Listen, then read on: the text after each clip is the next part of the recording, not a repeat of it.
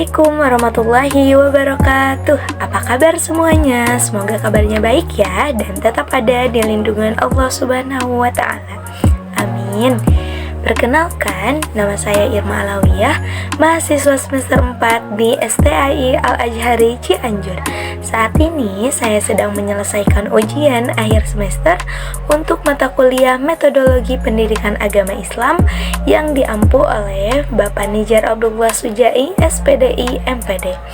Mari kita simak baik-baik materi kelas 11 mata pelajaran Akidah Akhlak yang berjudul Ada Berpakaian, Berhias, Perjalanan, Bertamu, dan Menerima Tamu. Namun, di video kali ini saya akan menjelaskan lebih spesifik lagi tentang adab berhias. Baik, tanpa berlama-lama, mari kita bahas. Let's go! Baik, di video kali ini saya akan membahas poin-poin diantaranya. Yang pertama, ada pengertian adab berhias. Yang kedua, bentuk adab berhias. Yang ketiga, yaitu rambu-rambu berhias. Yang keempat, nilai positif adab berhias. Dan yang terakhir, hal-hal yang diharamkan dalam berhias. Pengertian adab berhias. Berhias adalah naluri manusia untuk memperindah diri dengan busana, hiasan, ataupun yang lainnya dengan tujuan untuk ibadah dan mencari ridho Allah. Berhias dalam Islam bukan hanya tentang memperindah diri secara fisik, tetapi juga tentang memperindah diri secara spiritual dengan meningkatkan keimanan dan ketakwaan kepada Allah. Dengan berhias, kita dapat meningkatkan rasa percaya diri dan kualitas hidup, serta mempererat hubungan dengan Allah dan sesama manusia. Bentuk adab berhias. Berhias dapat dilakukan dengan menggunakan pakaian, aksesoris, dan alat lainnya seperti bedak, make up, semi rambut, parfum, dan wewangian. Berhias juga dapat dilakukan dengan cara yang sederhana dan tidak berlebihan, sehingga tidak menimbulkan kesan sombong dan angkuh. Dalam berhias, kita harus memperhatikan jenis kelamin, usia, dan kesempatan, serta tidak melupakan nilai-nilai Islam yang mendasar. Rambu-rambu berhias. Berikut adalah beberapa rambu-rambu berhias dalam Islam yang perlu diperhatikan. Yang pertama yaitu niat yang lurus. Berhias harus dilakukan dengan niat yang lurus, yaitu untuk ibadah dan mencari ridha Allah. Nah, yang kedua, tidak menggunakan bahan-bahan yang dilarang agama. Berhias tidak boleh dilakukan dengan menggunakan bahan-bahan yang dilarang agama, seperti alkohol atau bahan-bahan haram lainnya. Yang ketiga, tidak berhias dengan simbol-simbol non-muslim.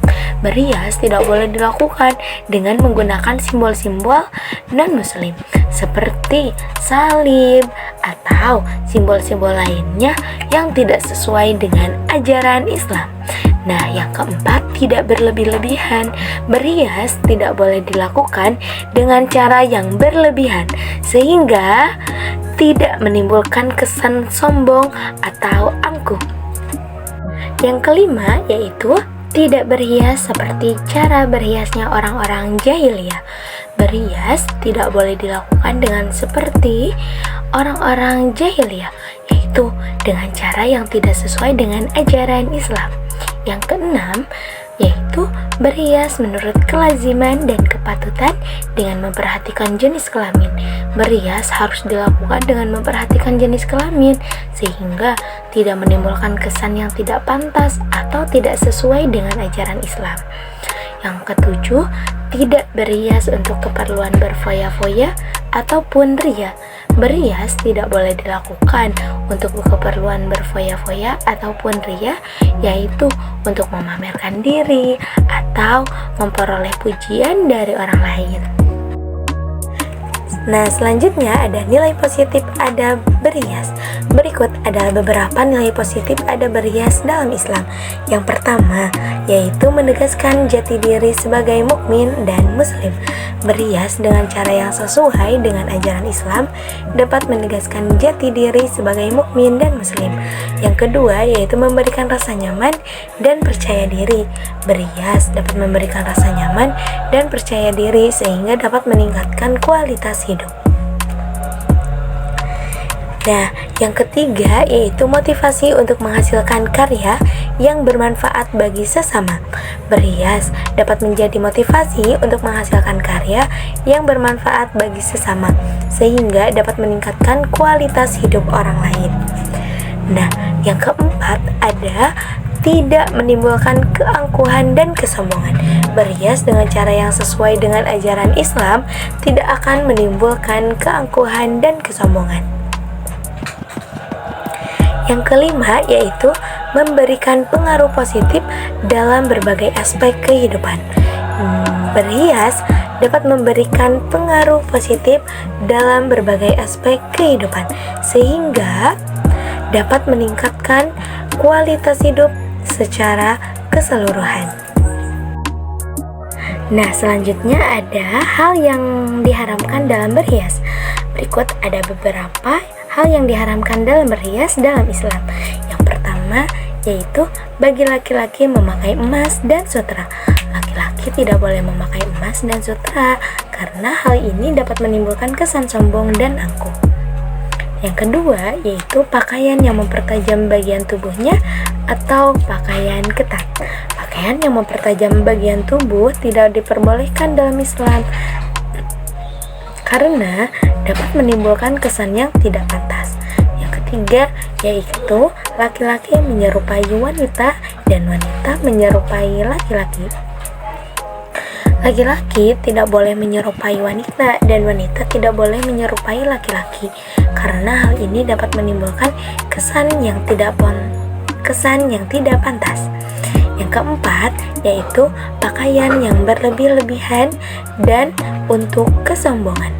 Pakaian yang berlebih-lebihan dan untuk kesombongan tidak diperbolehkan dalam Islam karena dapat menimbulkan kesan sombong dan angkuh. Nah, yang kelima yaitu ada tato dan mengukir gigi. Tato dan mengukir gigi tidak diperbolehkan dalam Islam karena dapat menimbulkan kesan yang tidak pantas. Yang keenam yaitu menipiskan alis. Menipiskan alis tidak diperbolehkan dalam Islam karena dapat menimbulkan kesan yang tidak pantas. Nah, yang ketujuh, menyambung rambut. Menyambung rambut tidak diperbolehkan dalam Islam karena dapat menimbulkan kesan yang tidak pantas. Dengan memahami adab berhias dalam Islam, kita dapat menyimpulkan bahwa berhias bukan hanya tentang memperindah diri secara fisik, tetapi juga tentang memperindah diri secara spiritual dengan meningkatkan keimanan dan ketakwaan kepada Allah.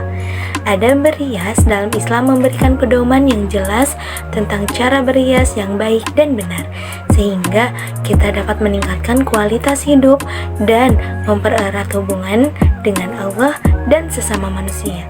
Dengan mengamalkan adab berhias dalam Islam, kita dapat menjadi contoh yang baik bagi orang lain dan meningkatkan kualitas hidup kita secara keseluruhan.